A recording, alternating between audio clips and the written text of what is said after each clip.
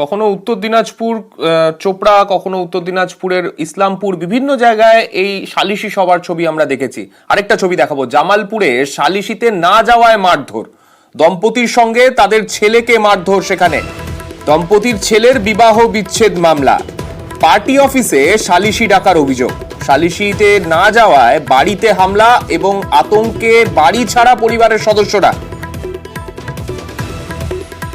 আমাদের সঙ্গে রয়েছেন আমাদের প্রতিনিধি শরদিন্দু। শরদিন্দুর কাছে যাব, শরদিন্দুর থেকে জানতে চাইবো, শরদিন্দু ঠিক কি হয়েছে সেখানে।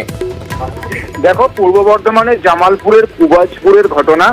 সেখানে বশির আলী সেখানকার বাসিন্দা। সেই বশির আলীর সঙ্গে বর্ধমানেরই একটি তরুণীর বিয়ে হয়েছিল এবং 2-3 মাস পরই তাদের মধ্যে সম্পর্কের অবনতি ঘটে। এরপর 2018 সালে তাদের বিবাহ বিচ্ছেদের মামলা শুরু হয় এবং সেই মামলা এখনো আদালতের বিচারাধীন রয়েছে।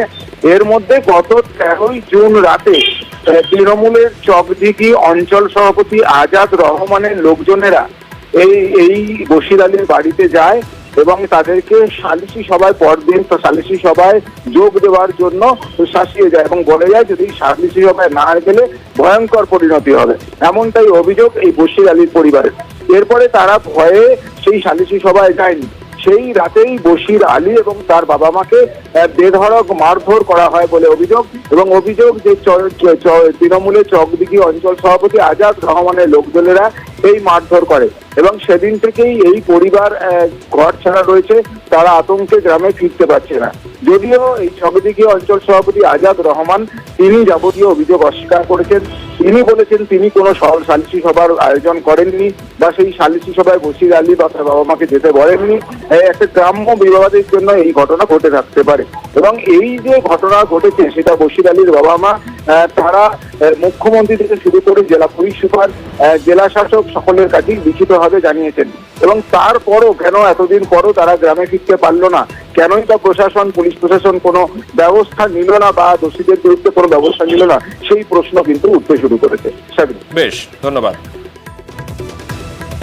ছেলের সঙ্গে যে মেয়েটার বিয়ে হয়েছিল ওরা মামলা করে। কিসের মামলা? খোর পোশাকের মামলা করে ওরা। সেই মামলা এখন বিচার চলছে আর ওরা বলছে যে আমি এখানে আজাদ রহমানের অফিসে আমরা বিচার চাই। কারা বলছে? ওই মেয়েরা 2 জুন সালিশি সভা ডেকেছিল আজাদ রহমানের অফিসে, দিয়ে আমরা যাব না বলেছি বলে 14 তারিখে রাতের বেলায় আমাদের মারধর করে। বাড়িতে জুনার 30 ঢুকেছিল, দিয়ে ছেলেকে প্রচন্ড মারধর করে। ওর বাবা আর আমি আটকাতে যাই বলে তাই জন্য আমার গলায় আমাকেও মারধর করে, আমার বাবাকেও মারধর করে, আমাকে শ্লীলতাহীন করে। আমরা প্রাণের ভয়ে আমরা সালিশি সভায় যাইনি। 14ই জুন রাত্রি 7টা নাগাদ আমার বাড়িতে প্রায় জুনা 30 দুষ্কৃতী আমার বাড়িতে ঢোকে। ঠিক আছে, বলে আজাদ রহমানের সালিশি সভায় তোমরা হাজির হওনি।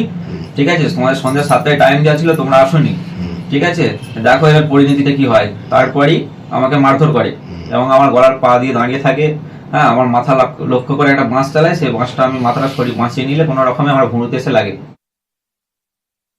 যে অভিযোগটা ওরা করেছে সম্পূর্ণ ভিত্তিহীন অভিযোগ। এই বিষয়ে আমি কিছু জানি না। আমি অঞ্চল পার্টি অফিসে কোনো মীমাংসাও ডাকিনি, কারণ আমার কাছে যতদূর খবর আছে এটা কোর্টে মামলা চলছে।